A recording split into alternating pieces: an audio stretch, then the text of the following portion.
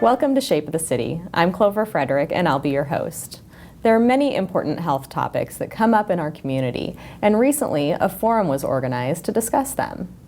Starting this month, the Community Health Endowment hosts its third installment of Community Conversations. To learn more, let's talk with Marcia White, who's Program Manager at Community Health Endowment. Hi, Marcia. Thanks for coming. Hi, Clover. Thanks for having me. Well, let's start by talking a little bit about the Community Health Endowment and its mission. Excellent. Well, the Community Health Endowment was organized about 15 years ago with the vision of making Lincoln the healthiest community in the nation. Our primary program is a grant-making program, and over the last 15 years we've returned more than $22 million back to the community in grants. But we also convene the community around critical health issues, like safety net services for people who are vulnerable or underserved, and we engage the community in conversations about important health topics. Well, now tell me a little bit about what Community Conversations is. Well, we're excited to bring our third series of community conversations to the community starting this month. This is an opportunity for anyone really who's interested in any of the topics to come in, hear from experts or from people who've experienced the interaction with the healthcare safety net or with Lincoln's Human Service Network related to the topic at hand. Our first community conversation series was on health equity and health disparities, and last summer we used the theme My Story, where we looked at a health issue or a social service issue through the eyes of a person who'd really experienced it. It was wildly successful. We had standing room only on almost every event, and those conversations focused on veterans. We had My Story, I came home from war, I am the voice of brain injury, I graduated from drug court, and I am a cancer survivor. And actually, if people go to the 10 Health channel on YouTube, they can see all of those conversations on YouTube. And as I said, they were very successful. In addition to having people who've experienced who have experience with the topic, we encourage people in the audience to interact with the panel and ask questions, and that's really where the conversation part of it comes in. So we're starting a new series this month. Okay, well tell us what's on the agenda for this month. Well, because our My Story theme was so successful last year, we're continuing with the My Story theme. We have 4 conversations planned starting on March 3rd. And the first conversation is My Story, I Treated Ebola Patients. We have Kate Bolter, who's the lead nurse in the biocontainment unit at the University of Nebraska Medical Center, coming down. But we also have a couple local experts, Tim Timmons from the Lincoln-Lancaster County Health Department, and Wade Fornander, who's a local family practice physician who treats infectious disease. Now, we know that most people in Lincoln probably won't ever be exposed to Ebola, but it's certainly in the news, and it's certainly got people talking about, well, could that kind of an epidemic or pandemic reach Lincoln or touch Lincoln? And certainly with the superbug outbreak in California recently, with talk about the measles, with the fact that this year's flu vaccine turned out not to be very effective or as effective as usual, the topic of infectious disease is really something that deserves the community's attention, and that we think we'll have a good conversation around. Good. What are some of the other topics we'll hear about? Well, also in March, on March 26th, we have a topic that's very top of mind for Lincolnites right now, and in a sad way. The topic is My Story, I'm a Suicide Survivor. We've had several very high-profile suicides recently, and in fact the community's convened a suicide coalition to really talk about what can we as a community do to help prevent suicide. Each of our community conversations is done in partnership with a local organization. The first one that I mentioned we're doing in partnership with the Lincoln-Lancaster County Health Department. I Am a Suicide Survivor is in partnership with the LOSS team, and LOSS stands for Local Outreach to Suicide Survivors. And those are people who've experienced a suicide in their own family, who've lost a loved one to suicide, and have use that experience really to benefit others. They're on a team that often goes out with first responders when a suicide is reported, to really be there for the family, offer comfort and support, and connect the family to resources. We know this will be a popular topic. In addition to partnering with the LOSS team, we're partnering with the Nebraska State Suicide Prevention Coalition. So we know there'll be a lot of really valuable information, but we'll also be visiting with people who've lived through the experience and really can relate that experience to others. Okay. We have 2 additional events in the series. I Was Homeless. We know that homelessness is something that has a dramatic effect on people's health. And I think people in Lincoln would be surprised when they looked into statistics surrounding homelessness in Lincoln. In a recent 2-year period, a survey indicated that 5,000 people in Lincoln experienced homelessness. And today we have nearly 350 children who are homeless attending Lincoln Public Schools, which presents another real challenge. So we want to convene a conversation around homelessness. What are the impacts on our community? What can our community do to end homelessness here? We're doing that in partnership with the Lincoln Homeless Coalition, which is a group of many organizations that are attacking the problem of homelessness here in Lincoln, and we know those will be very powerful stories. And then our final conversation is on May 20th. The homeless conversation is April 28th. On May 20th, our conversation is I live with mental health challenges. Mental illness affects 1 in every 4 adults in our country, and certainly Lincoln is no exception, but it's really something that we don't like to talk about. We're uncomfortable talking about mental health issues and mental illness, and we have a really outstanding panel of people who do live with mental health challenges coming to talk about that. We're partnering with Centerpoint and with the Mental Health Association of Nebraska. Abigail Swatsworth, who's on staff at Centerpoint, will share her personal story, as will one of the people who works in one of the peer programs with the Mental Health Association of Nebraska. We know that, again, it's a topic that doesn't get a lot of attention, but we feel like it's really important. We know that people who experience mental health challenges also have physical health effects. So we want to make sure that we're talking about all of that. One of our other panel members is the parent of an adult son with mental illness, and just talking about what are the effects on the family. So we think it's a really powerful series, and we're excited to bring it to the community. Great. Now, how will our viewers find out more about these community conversations? Well, several different ways. Okay. Visit the Community Health Endowment website, which is just chelincoln.org.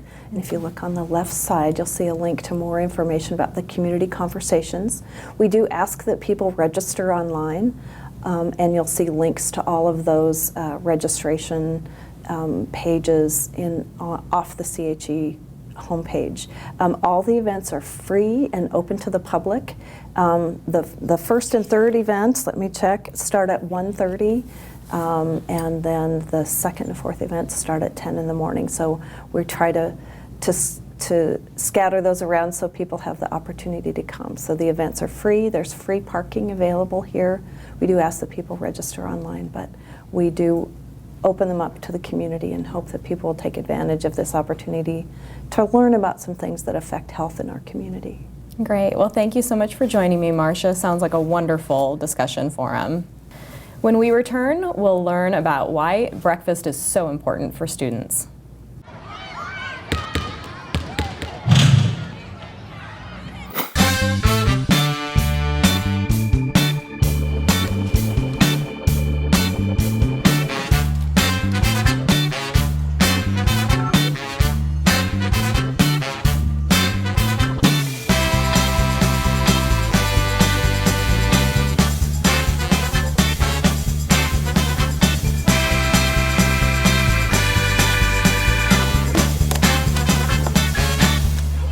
My name is Travis Lucas, and I gathered all these ingredients for a healthy breakfast today. Breakfast is so good for your family. So first we're going to start with some frozen fruit. Frozen fruit is real inexpensive, and of course try to get at least 5 servings of fruit a day. Next we're going to have some low-fat yogurt. It's a great source of vitamin D and calcium. Next we're going to go ahead and add some granola. Granola has oats, so it's a good way to add some whole grain and also some nuts into your diet. And we're going to add just a little bit more of yogurt to make sure we get a full serving of dairy. And then we're also going to make sure we add a little bit more fruit to make sure we get a nice serving of fruit as well. So make sure to break your fast and have breakfast every day.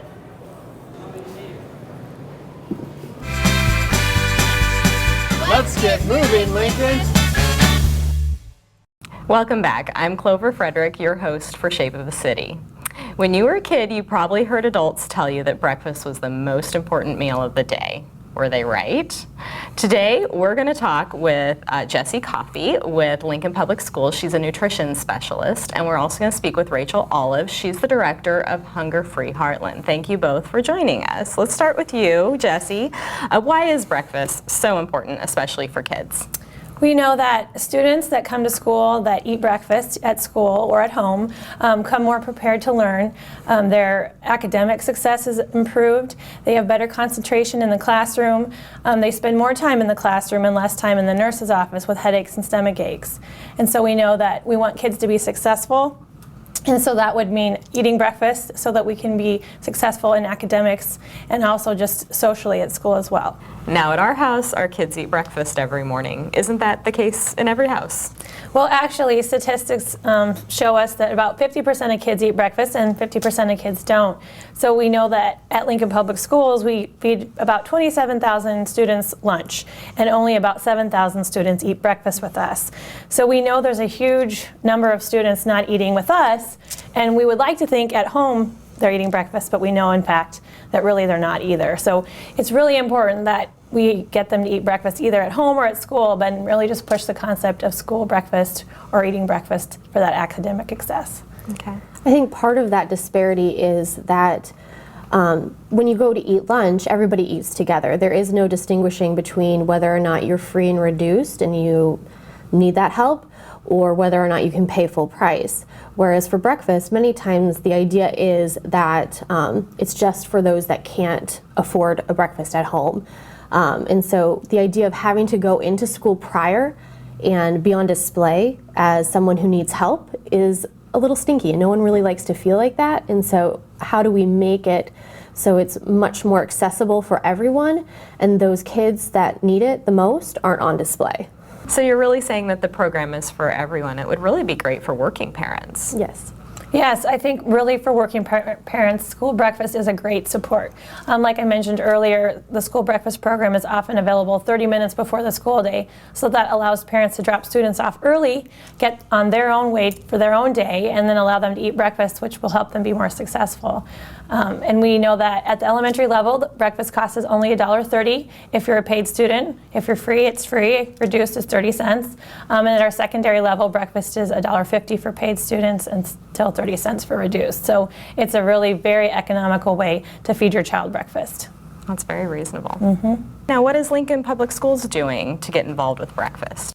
So as of about 2 years ago, Lincoln Public Schools has school breakfast opportunities at every single school in Lincoln. And the easiest way to find out about when breakfast is offered at your school is just to call the school office. It's typically a half hour to 20 minutes before the school day starts. And breakfast is open to all students, not just kids in the before school program or children on the free and reduced lunch program, but all students can eat breakfast.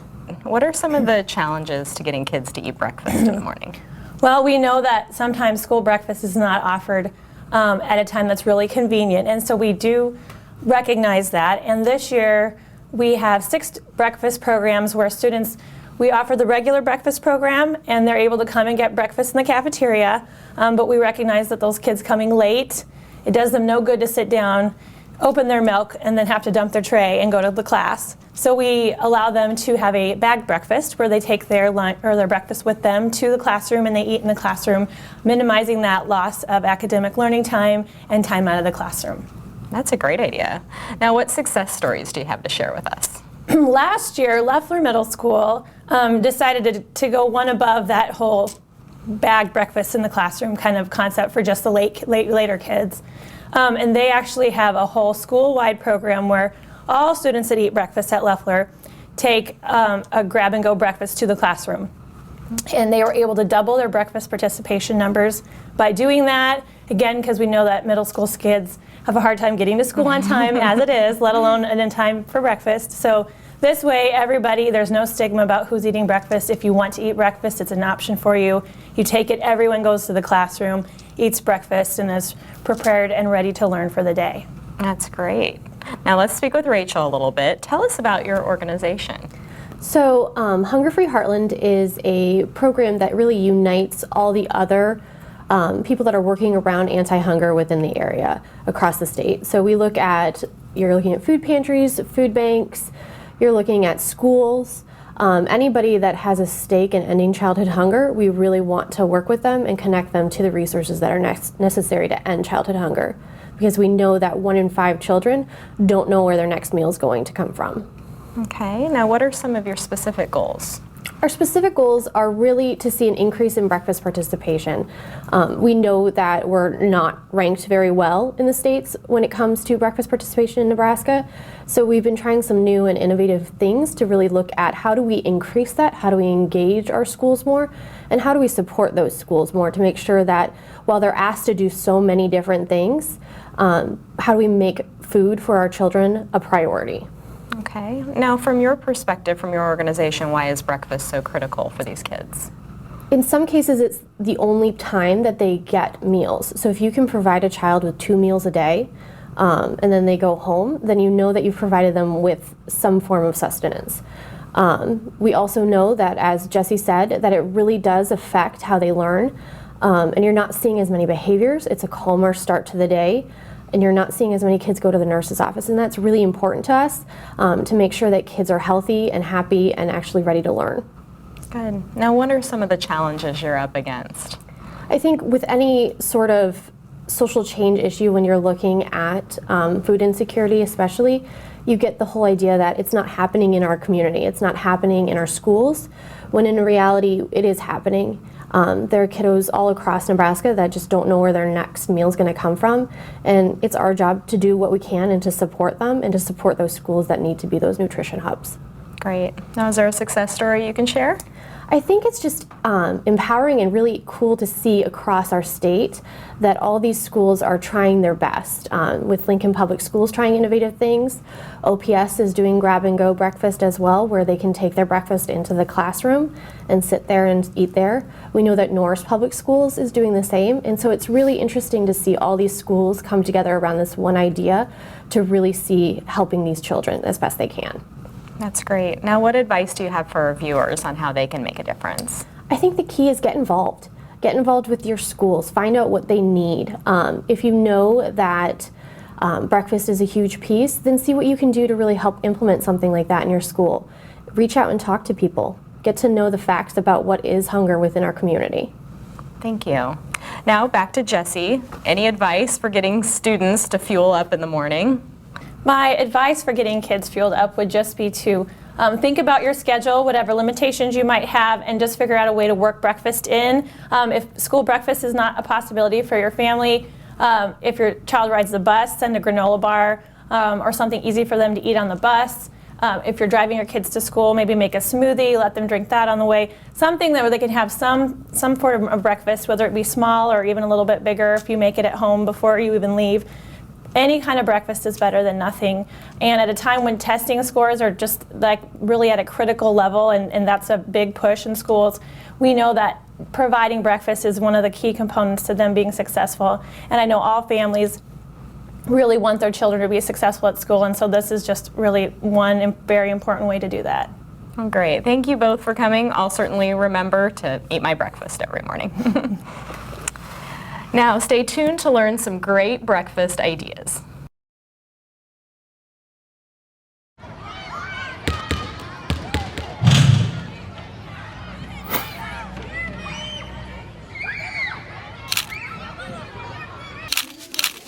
think that breakfast is really important because it gives everybody a kickstart on the day for tests or homework.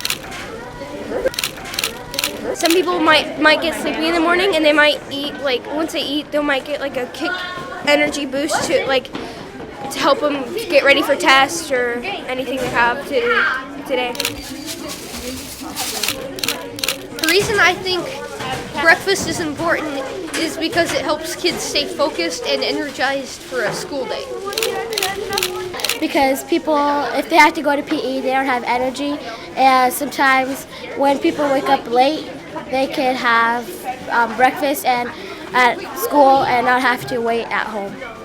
Let's get moving, Lincoln. Ham, please.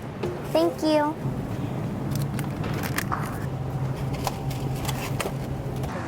Hi, I'm Crystal Ritter here with my daughter Jaylee to try out some healthy breakfast ideas for before school. One of my favorites is eggs in a mug. And what you can do is you can take 2 eggs and you want to crack them. You can add whatever ingredients you like. Here we have mild cheddar fat-free cheese. I like a lot of cheese. Some people don't like a lot of cheese. And then for mine, I'm gonna have some ham in mine. My mom's favorite is one with spinach. You want to stir it all together. After you have it stirred and all mixed up, you can put it in the microwave for 1 to 2 minutes. Remember when you're cooking your eggs to stir it halfway through so it's cooked all the way. Eggs are a great choice for breakfast to help you stay full and give you lots of protein. Another thing that is really important in our house is things that we can do ahead of time. Eggs in a mug is really quick and easy. We also like to make bagel sandwiches ahead of time. You can even do these the night before, so you get up in the morning and breakfast is ready.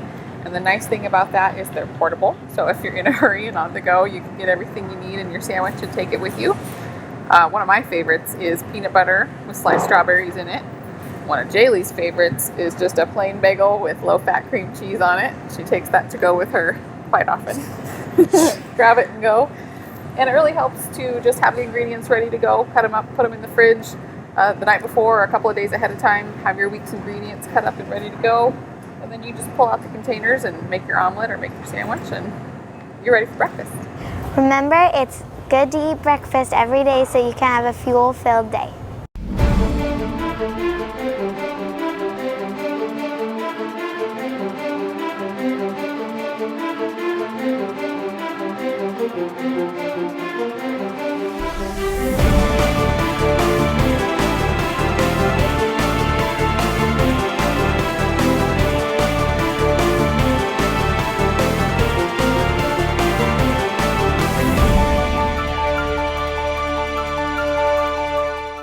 Shape of the City is dedicated to helping Lincoln stay informed of health and wellness topics and events. Visit our calendar at lincoln.ne.gov, keyword 10health. If you'd like to see your event covered, email us at 10healthlincoln@gmail.com.